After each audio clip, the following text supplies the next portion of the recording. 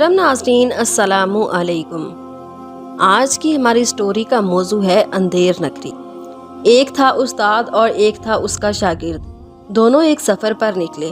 उनका गुज़र एक ऐसे मुल्क से हुआ जिसको अनयाओपुर कहते थे। उस मुल्क की ख़ास बात ये थी कि हर चीज़ वहाँ टके सेर मिलती थी, यानी एक टके में एक सेर। हुआ आलू हो, प्याज हो, दाल हो, चावल, आटा या सोना चांदी, 1 टका दें और सेर भर आटा, चावल या सोना चांदी लें। दोनों का गुजर उस बाजार से हुआ जहां घी, मक्खन, दूध सब टके सेर थे। शागिर्द खाने पीने का बड़ा शौकीन था। उसने उस्ताद से कहा, उस्ताद 1 टके में दूध भी, मक्खन भी और दही भी मिल रहा है। हम दोनों इसी मुल्क में रह लेते हैं, दोनों का अच्छा गुजारा हो जाएगा। उस्ताद ने लाख समझाया कि मियाँ, जिस मुल्क में हर चीज़ टके सेर हो, एक लाठी से सबको हाँका जाता हो, वह मुल्क रहने के काबिल नहीं होता। ऐसे मुल्क में अंधेर नगरी और चौपट राज हुआ करता है। यहाँ से हमें फौरन निकल चलना चाहिए। मगर शागिर्द जिद करने लगा, नहीं, ये जन्नते अर्ज है, इसको छोड़कर मैं नहीं जा सकता। मजबूरन उस्ताद अकेले ही आगे रवाना हो गया और शागिर्द मज़े में रहने लगा। एक दिन ऐसा हुआ कि अनयाओपुर में एक मुकदमा दर्ज हुआ। किस्सा ये था कि चोर चोरी करने किसी घर में गए। एक बेचारा दीवार के नीचे खड़ा हो गया और दूसरा दीवार पर खड़े होकर घर में कूदना ही चाहता था कि दीवार उस चोर पर गिर पड़ी जो दूसरे चोर की मदद कर रहा था, और वो उसी वक्त मर गया। दूसरे चोर ने मालिक मकान पर मुकदमा दर्ज करा दिया कि उसने अपनी दीवार इतनी कमज़ोर बनाई कि मेरा साथी मेरी देखभाल करता हुआ हलाक हो गया। चुनाचे मालिक मकान को इसी जुर्म की सज़ा ज़रूर मिलनी चाहिए।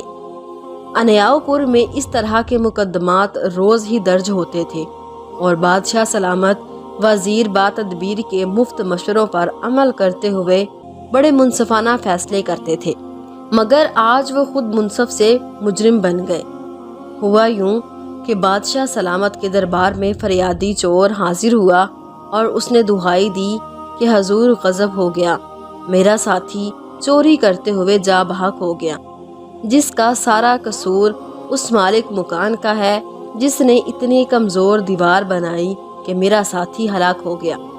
बादशाह सलामत ने हुक्म दिया कि मालिक मकान को हाजिर किया जाए। मालिक मकान हाजिर हुआ। बादशाह सलामत ने पूछा कि तुमने इतनी कमज़ोर दीवार बनाई कि चोर बेचारा चोरी करते हुए दीवार के नीचे दबकर मर गया। मालिक मकान ने अर्ज़ किया, हजूर, इसमें मेरा क्या कसूर? कसूर तो सारा मिस्त्री का है कि उसने दीवार इतनी कमज़ोर बनाई। मिस्त्री को हाजिर किया गया। बादशाह सलामत ने कहा कि तुमने इतनी कमज़ोर दीवार बनाई कि चोर बेचारा चोरी करते हुए जा बहक हो गया। मिस्त्री ने कहा, हजूर, इसमें मेरा क्या कसूर है? ये सारा काम तो गारा बनाने वाले मजदूर का है। उसने गारा कमज़ोर बनाया, जिसकी वजह से हादसा पेश आया।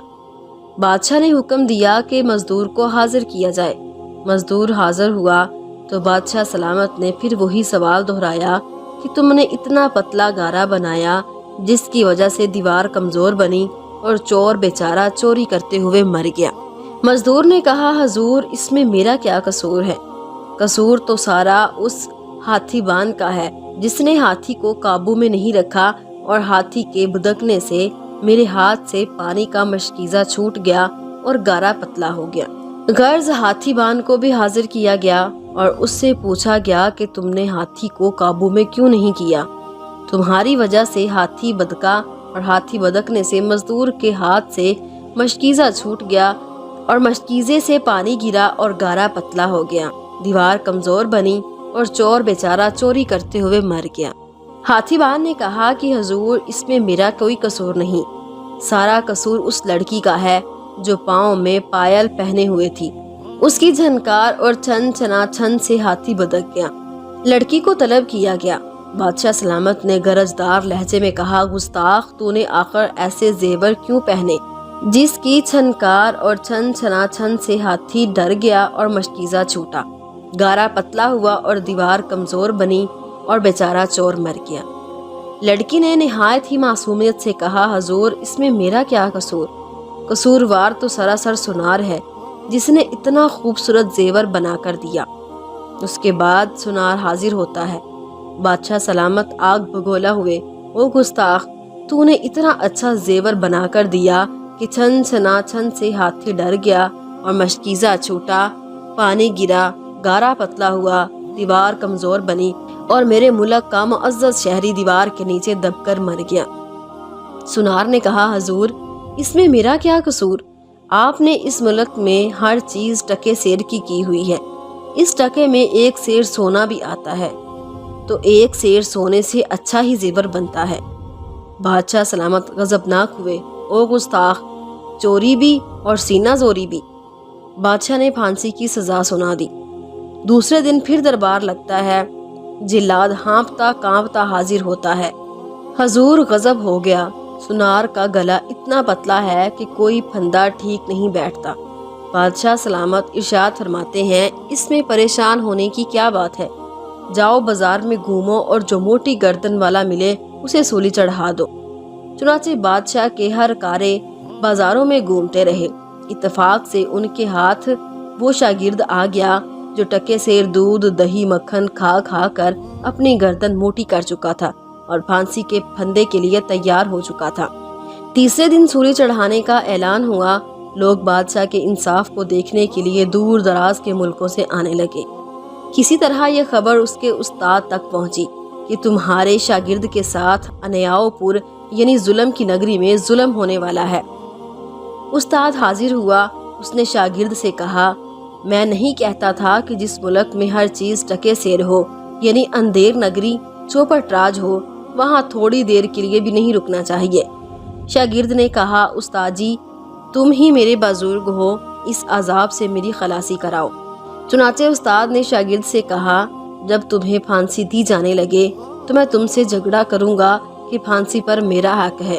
तुम कहना कि नहीं मेरा हक है, फिर देखेंगे क्या होता है। गर्ज तीसरे दिन सूली चढ़ाने वाला हाजिर खिदमत हुआ और अर्ज की, आलीजा गजब हो गया। मैंने जैसे ही मोटी गर्दन वाले को सूली चढ़ाना चाहा तो एक बुढ़ा आ टपका, कहता है कि मैं उस्ताद हूँ, मुझे सूली चढ़ाओ। जबकि मोटी गर्दन वाला कहता है, मेरी गर्दन मोटी है, मुझे फांसी दो। बादशाह सलामत आलम गुस्से में मक्तल की तरफ दौड़े और दोनों उस्ताद और शागिर्द से पूछा कि आखिर झगड़ा क्या है। उस्ताद ने कहा, बादशाह सलामत, आज का दिन मुबारक है, जो आज सूली पर चढ़ेगा वो सीधा जन्नत में जाएगा। बादशाह सलामत ने कहा, अच्छा तुम दोनों मुझसे ज़्यादा अक्लमंद बनते हो। मैं बादशाह हूँ, जन्नत में जाने का हक मेरा है, चुनाचे मुझे सूली चढ़ा दी जाए। इस तरह अनयाओपुर का बादशाह सूली पर चढ़ गया और पूरी कौम की जान छूटी।